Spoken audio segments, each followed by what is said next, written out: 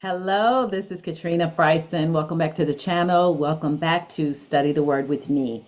So, in the very first video that I did in this series, I said that this is a Bible study specifically for beginners, those of you who are new to reading the Bible and who just kind of wanted a format in terms of being able to read all the way through and really get the most out of it. But I also did say that you may be in church for a while and you've been in church, but you haven't really taken the time to study the Bible yourself, or you've never read the Bible all the way through. And even if you have, you may be someone who has studied, or let's say your church offers a Bible study and you've gone to that, you've been in a small group and you're a little bit more seasoned.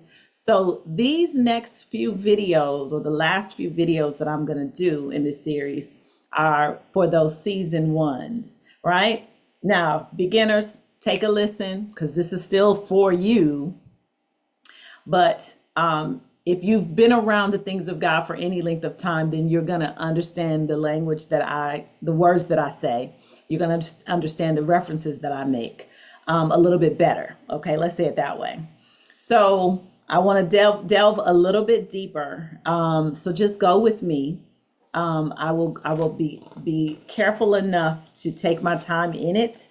Even then, I won't be long either. But I'll just kind of lay a foundation and kind of go with it. Tonight, I want to talk about repentance, because repentance is very key. I want to say to you, repentance is a gift. It's how I see it. I see it as a gift. And this is what I mean. If I'm doing something wrong and I want to be right, I don't mind being told that it's wrong or that it's incorrect or that it could or being shown ways to improve. Now, there are times none of us want to be wrong. No one wants to be wrong. And no one is like happy to know that they're wrong. Okay, I don't mean it in that way.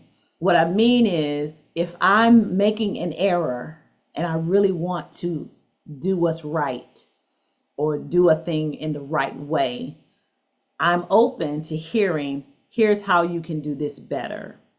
Here is, and if my goal is to be the best at something, certainly I want to know how to do it right. So repentance to me is a gift because it is the way in which we realize, or let's say we've realized that we've done something wrong, and it is our way of getting it right, of fixing it per se, if you will.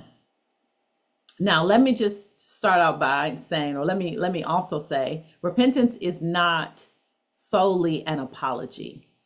Repentance is not, God, I'm sorry, my bad. It's not. It's not alone. Yes, you may say those words, right? But there's something else connected to those words. Repentance, I'm going to read a definition for you. Repentance is the relinquishment of any practice, anything that you do, from conviction, meaning you feel you're remorseful about doing it, that it has offended God. What you will find when you read the Bible is that I'm laughing just thinking about my own self, right? When you read the Bible, you say, "Ooh, okay, God, okay, my bad. I didn't know that I was doing this. I didn't know this was wrong." I remember when I first started reading the Bible, I just felt like, Lord, I'm a cold cast sinner. Because I was always reading things and I was like, I do that. Oh my goodness. You know what I mean? I felt like I was always repenting to God. I was always like, God, oh, I feel like every time I read this Bible, I got to repent for something. Or every time I go to church, I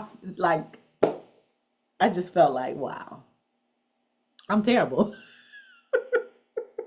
And it's okay if you feel like that, right? It's okay to feel like that, not for the rest of your life, but it's okay, because what's happening? Conviction is good. It lets you know I'm developing a heart for God. And there is a gratitude that comes with knowing that he has a love for you. God loves those whom he corrects. That is also in the Bible. He loves you when he corrects you. And so, because he wants you to get it right and wants to help you get it right. So when you're studying the Bible and you notice that you're offending God, like, you got to repent. I mean, it's just as simple as that. You've got to repent.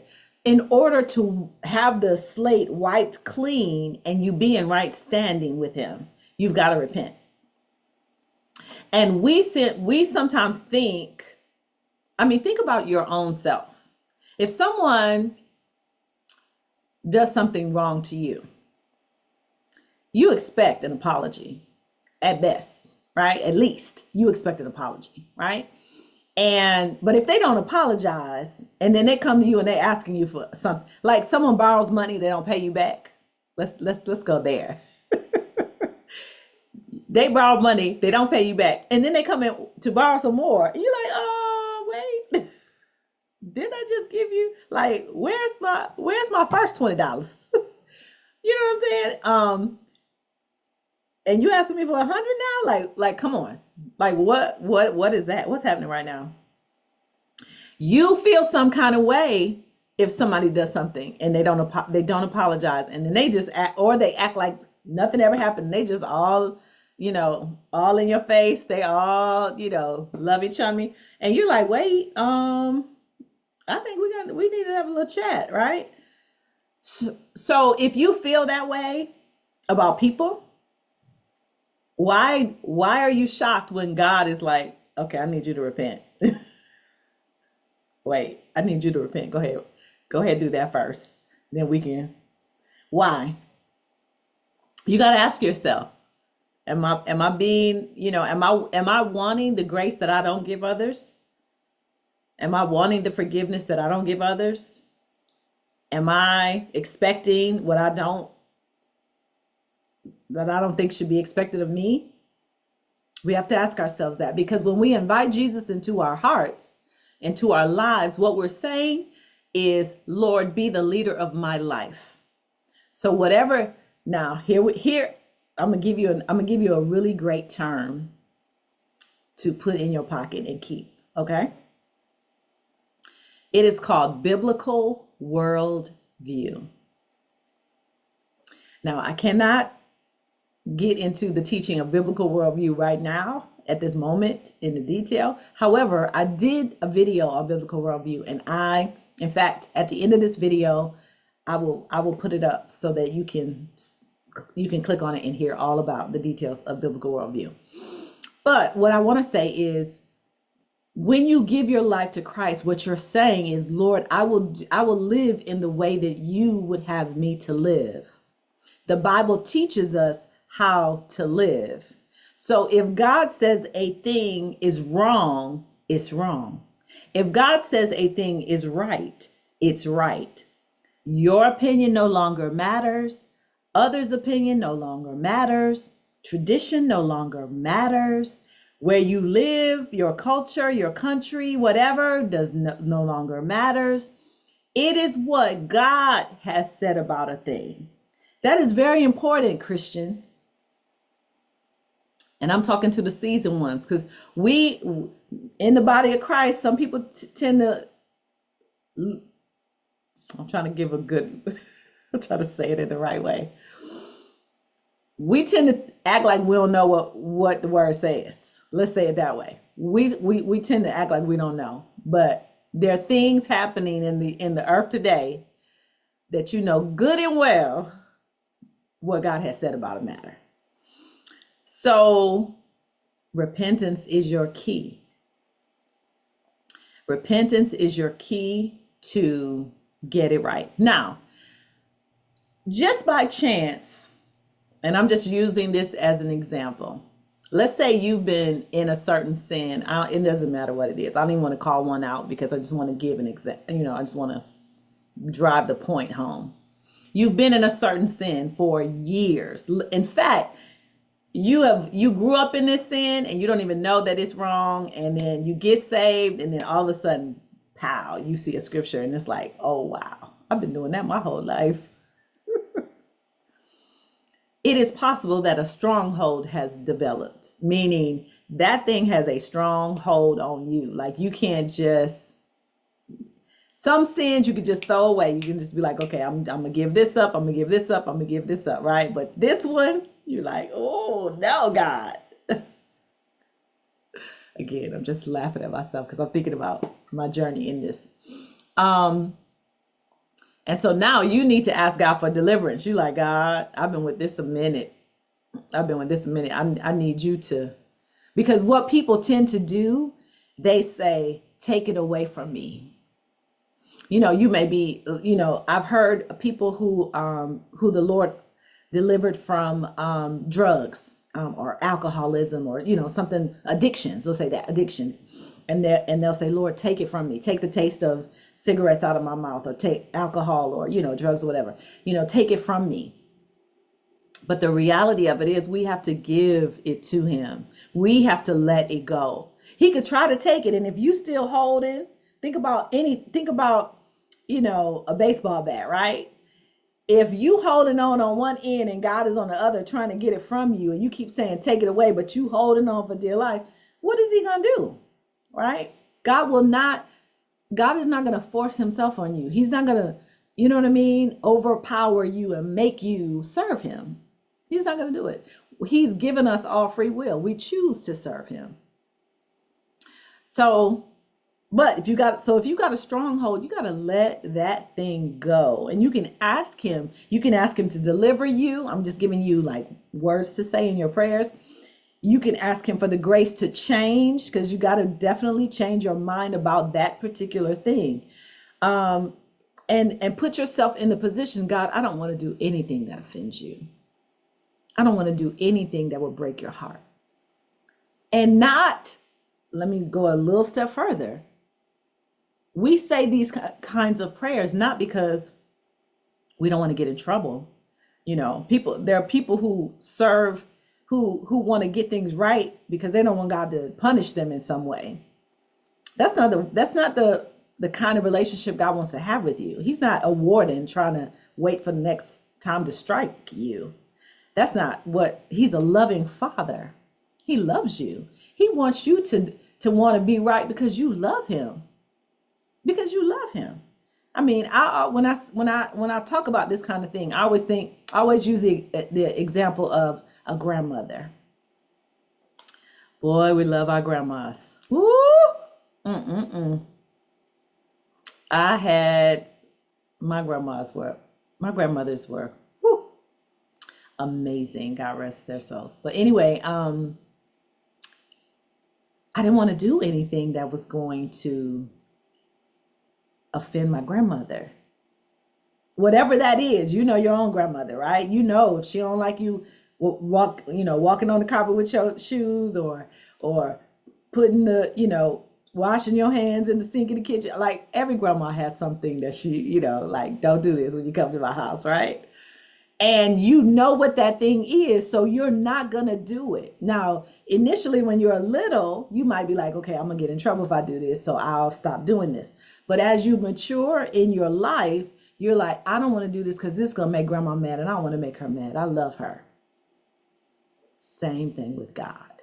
We don't want to upset him. We love him. He's been so good to us. Why would we do something that would set him off? We don't want to do that. We don't want to do that. So repentance is your way. Now, I say this, and I will say this for the rest of my life. As long as I'm teaching anybody anything about the Word of God, I'm always going to say this.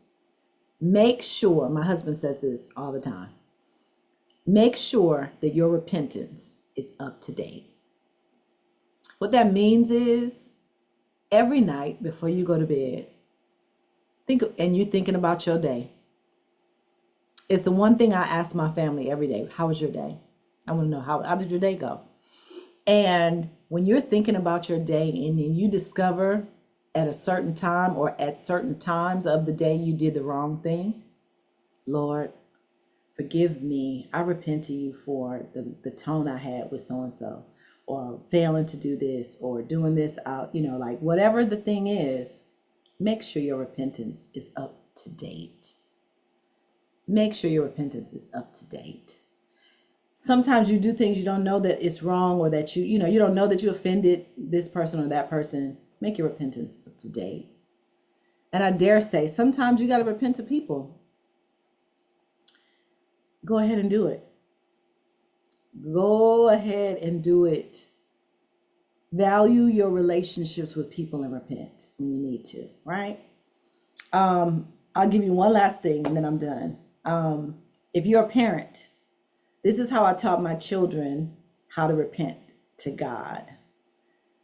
I have 3 children, and when they were little, there was always somebody touching somebody else. Always. So little child says, big child is touching me. They hit me. It's something. They took my toy, you name it. So I come in and I say, okay, was that the right thing to do? No. You need to apologize to your sibling, right? Now, I didn't just let them say sorry. Kids will say sorry and they'll have an attitude. I didn't let my children do that. You needed to say what you did wrong. I am sorry for XYZ. Will you forgive me? They have to say those words. Will you forgive me? The person that it's being said to has to say, I accept your apology. I forgive you. And then they have to hug it out to seal the deal. My kids hated that. They hated it. They would rather, as they got older, they settled their stuff very quickly because they knew I was going, that's the routine. Because I need you to, if you're the offender, you need to own your stuff. If you're going to be bad enough to do it, to do the crime, listen, you got to be bad enough to own it. So you got to say what you did wrong. You got to say it out your mouth. This is what I did wrong. And then I was trying to teach them forgiveness. Then if they apologize to you and they own what happened, then you need to accept their apology and give them the forgiveness that they're asking for. And then you got to hug it on out. If you don't want to hug, you still holding it. You still holding it. But I tell you, parents, you got to teach your kids. You got to teach them to be repentant. You got to teach them repentance. And you got to teach them forgiveness. Those 2 things go hand in hand when you are trying to stand before God in the right way. So that's all I got for tonight. Thank you so much for spending this time with me. Any questions that you have, go ahead and put them in the comments. I look forward to seeing them and answering them. But I'm excited about what this time that we're having together, and I appreciate you just giving me this time and studying the Word with me. I will see you next time.